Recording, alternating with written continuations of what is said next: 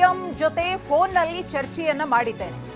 ಇಂತಹ ಸಂದರ್ಭದಲ್ಲಿ ತಮಿಳುನಾಡು ಸಿಎಂ ಬರುವುದು ಬೇಡ, ಬೇರೊಂದು ದಿನ ಬರುವಂತೆ ಮನವಿ ಮಾಡಿದ್ದೇನೆ ಅಂತ ಹೇಳಿ ಡಿಕೆ ಶಿವಕುಮಾರ್ ಹೇಳಿದ್ದಾರೆ. ಆಗಸ್ಟ್ 3ರ ಬದಲು ಬೇರೊಂದು ದಿನ ಬರುವಂತೆ ನಾನು ಕೇಳ್ಕೊಂಡಿದ್ದೀನಿ ಅನ್ನೋದನ್ನ ಕೂಡ ಇಲ್ಲಿ ಶಿವಕುಮಾರ್ ತಿಳಿಸಿದ್ದಾರೆ.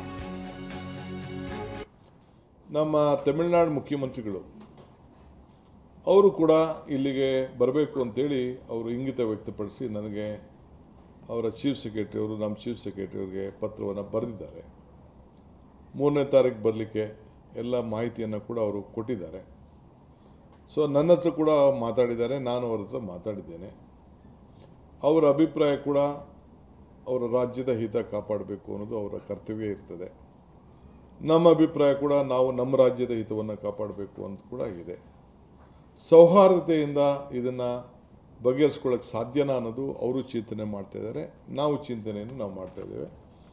ನಮ್ಮ ತಮಿಳುನಾಡು ಮುಖ್ಯಮಂತ್ರಿಗಳು ಅವರು ಕೂಡ ಇಲ್ಲಿಗೆ ಬರಬೇಕು ಅಂತೇಳಿ ಅವರು ಇಂಗಿತ ವ್ಯಕ್ತಪಡಿಸಿ ನನಗೆ ಅವರ ಚೀಫ್ ಸೆಕ್ರೆಟರಿ ಅವರು ನಮ್ಮ ಚೀಫ್ ಸೆಕ್ರೆಟರಿ ಅವರಿಗೆ ಪತ್ರವನ್ನು ಬರೆದಿದ್ದಾರೆ. 3ನೇ ತಾರೀಕು ಬರಲಿಕ್ಕೆ ಎಲ್ಲ ಮಾಹಿತಿಯನ್ನು ಕೂಡ ಅವರು ಕೊಟ್ಟಿದ್ದಾರೆ.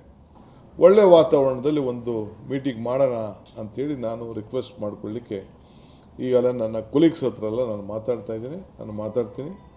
ಸೊ ಇನ್ನೊಂದು ಡೇಟ್ನ ಫಿಕ್ಸ್ ಮಾಡಿಕೊಂಡು 3ನೇ ತಾರೀಕು ಬೇಡ ಈ ವಾತಾವರಣದಲ್ಲಿ ಅಂಥೇಳಿ. ಏಕೆಂದರೆ ಯಾರು ಹೊರಗಡೆ ಒಬ್ಬ ಅತಿಥಿ ಬರಬೇಕಾದ್ರೆ ನಾವು ಭಾಳ ಸೌಹಾರ್ದತೆಯಿಂದ ನಾವು ಎಲ್ಲ ರಾಜ್ಯದ ಜನತೆ ಬೆಂಗಳೂರನ್ನು ಆಕರ್ಷಣೆ ಮಾಡ್ತಾಯಿದೆ. ನಾವು ಯಾರ ಮನಸ್ಸಿಗೂ ನೋಯಿಸಬಾರ್ದು. ನಾವು ಶಾಂತಿ ಪ್ರಿಯರು. ಈ ರಾಜ್ಯದಲ್ಲಿ ಶಾಂತಿನ ನಾವು ಕಾಪಾಡಬೇಕು.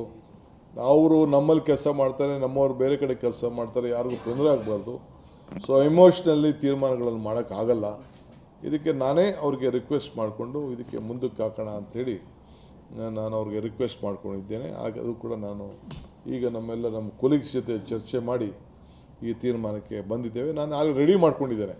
ನಾಳಿದ್ದು ಬರೋಕ್ಕೆ ಏನೇನು ಬೇಕೋ ಅವ್ರಿಗೆ ಯಾವ ರೀತಿ ಸಿದ್ಧತೆ ಮಾಡ್ಕೊಳ್ಬೇಕು, ಯಾವ ರೀತಿ ಗೌರವದಿಂದ ಅವ್ರ ಜೊತೆ ಅವರು ವಿಚಾರಗಳನ್ನ ಹಂಚ್ಕೊಳ್ಬೇಕು ಅಂತೇಳಿ ನಮ್ಮ ಲೀಗಲ್ ಟೀಮು ಮತ್ತು ಅಫಿಷಿಯಲ್ ಟೀಮ್ ಎಲ್ಲ ನಮ್ದು ಏನು ವಿಚಾರ ಇದೆ, ಅವ್ರದ್ದು ಏನೇನು ಬೇಡಿಕೆ ಇನ್ನೂ ನನಗೆ ಅವ್ರು ಕಳಿಸ್ಕೊಟ್ಟಿಲ್ಲ.